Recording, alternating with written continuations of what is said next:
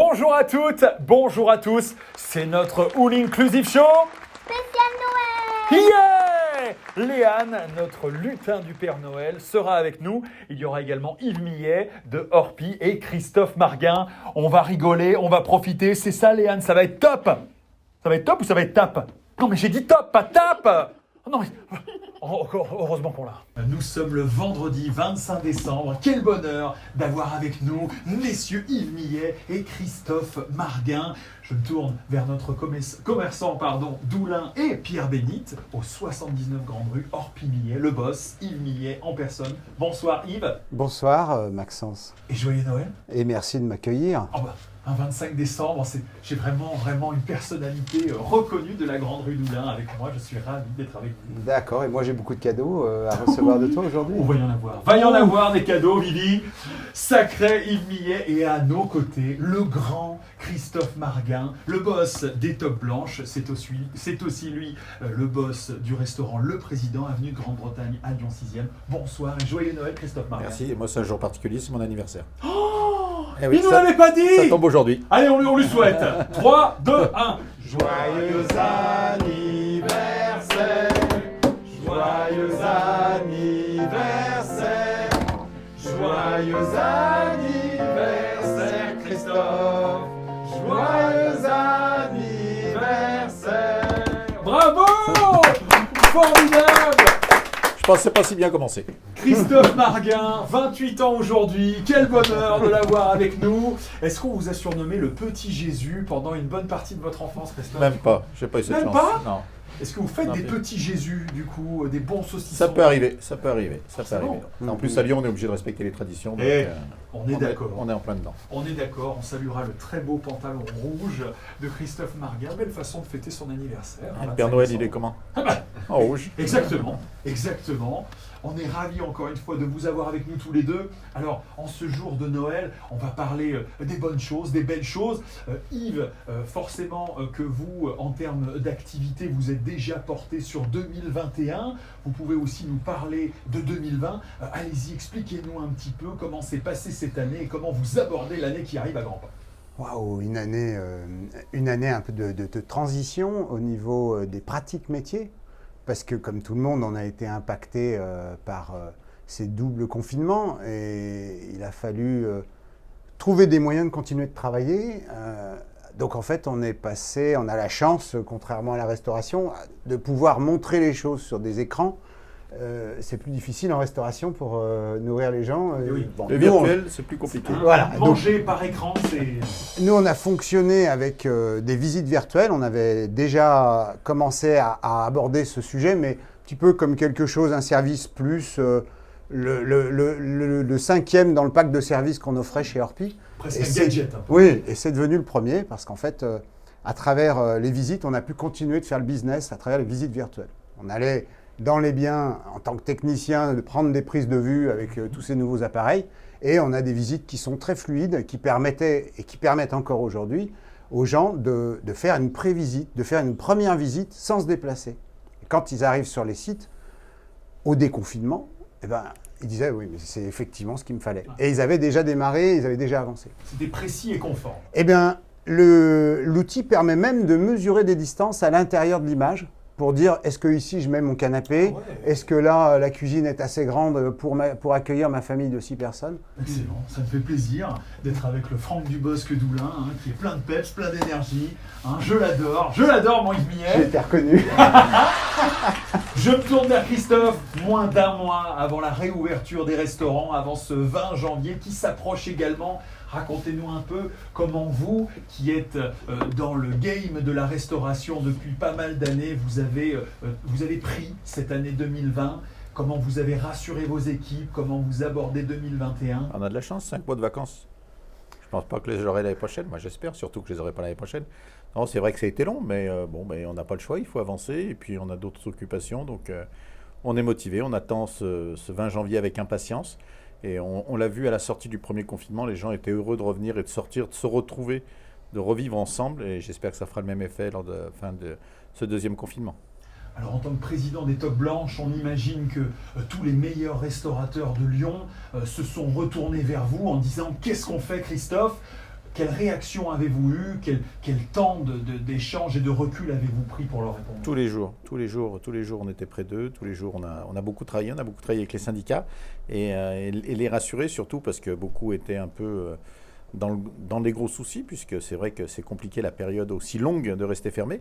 Mais le fait, je pense, que de les rassurer, de les aider, de leur donner des conseils, ça a été important.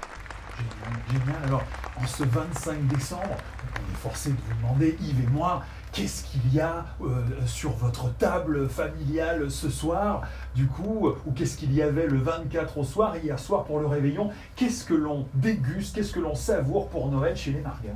On a la chance d'avoir une richesse de produits autour de chez nous importante. Et pour moi, cette année, c'était vraiment important de défendre les produits de la volaille de Bresse, parce qu'ils font partie de ceux qui ont également beaucoup souffert, parce qu'ils n'ont pas pu vendre leurs volailles alors qu'elles étaient prêtes et programmées pour cette fin d'année. Donc d'avoir un beau chapon autour de la table, et c'était quelque chose d'important, avec la tradition des cardons, c'est normal. Et puis la Drôme n'est pas bien loin, donc on a mis un petit peu de truffe dessus quand même.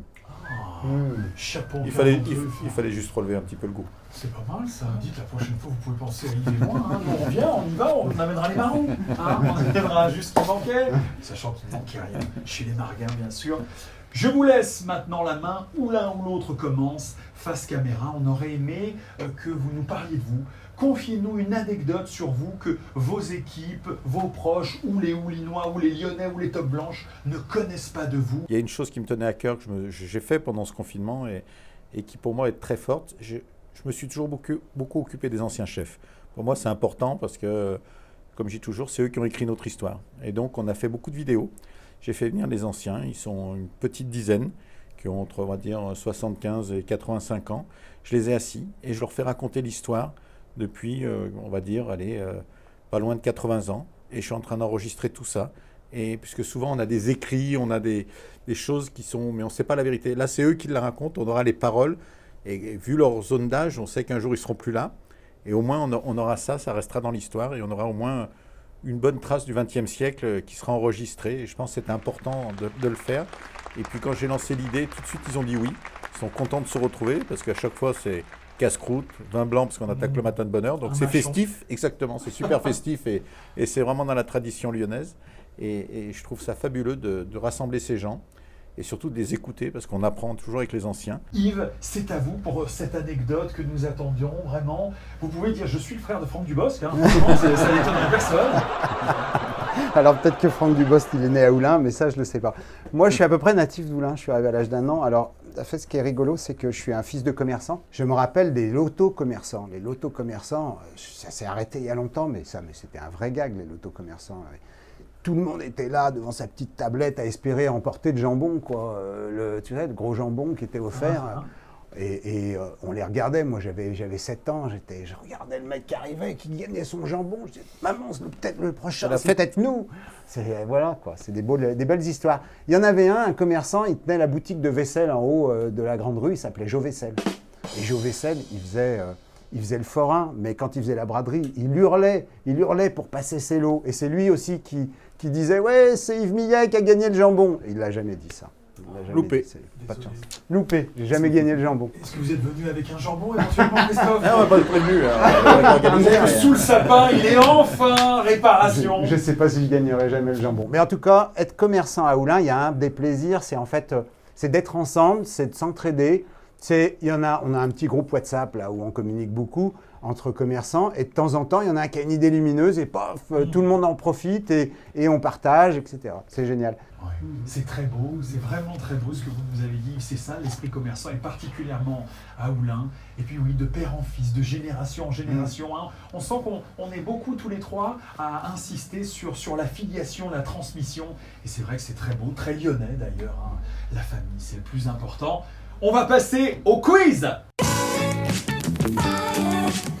On commence avec notre commerçant, Yves.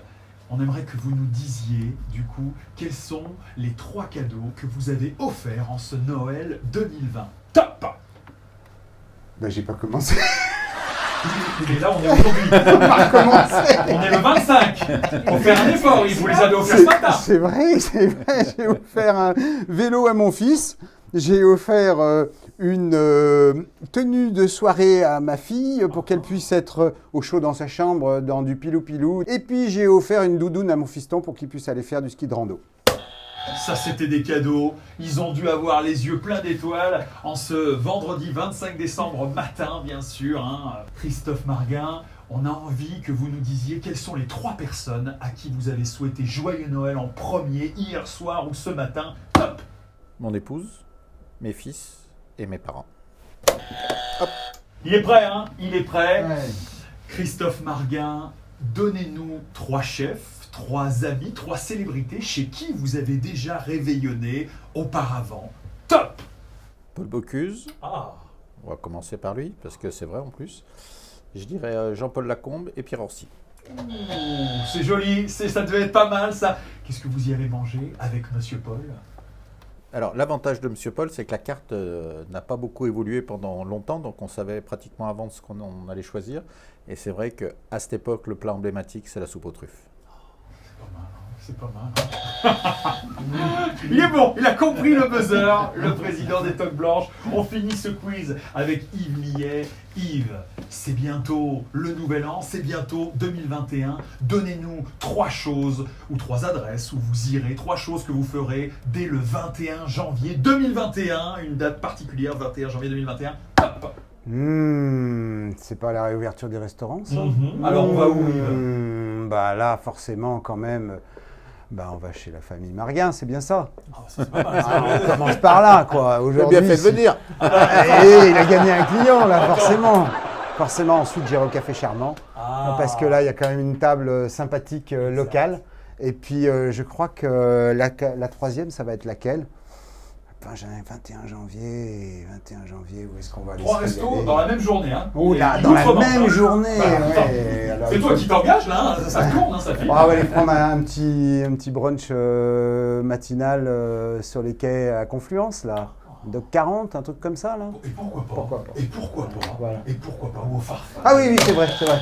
Ou au Mob-Hotel, où vous voulez. Le 21, ce sera permis. On croise les doigts, Christophe, on croise les doigts pour que le 21-01-2021, ce soit une date presque symbolique. C'est encore à vous. Je vous laisse face caméra souhaiter un message d'espoir, un souhait d'amour, de bonheur en ce 25 décembre ou pour la nouvelle année. C'est très très difficile parce qu'en fait on veut que le bien pour nos proches et donc en fait je vous souhaite qu'enfin on soit derrière cette crise, qu'elle ne revienne pas dans la tronche une 3e fois en 2021 et qu'on soit bien au contraire dans une année de reprise et de félicité. Le message est passé, Yves, Christophe. Ouais, moi, je suis dans le même esprit. On a vraiment envie que toutes nos activités reprennent, que tout le monde soit dans la joie, la bonne humeur et envie de souffler, d'enlever cette pression qui est oppressante pour tout le monde, parce que si bien pour les commerçants que pour nos clients, que pour les personnes âgées qui sont un peu mises à l'écart en ce moment, et on a envie que tout le monde se retrouve, que tout le monde revive normalement, tout simplement, et reprofite un petit peu de la vie.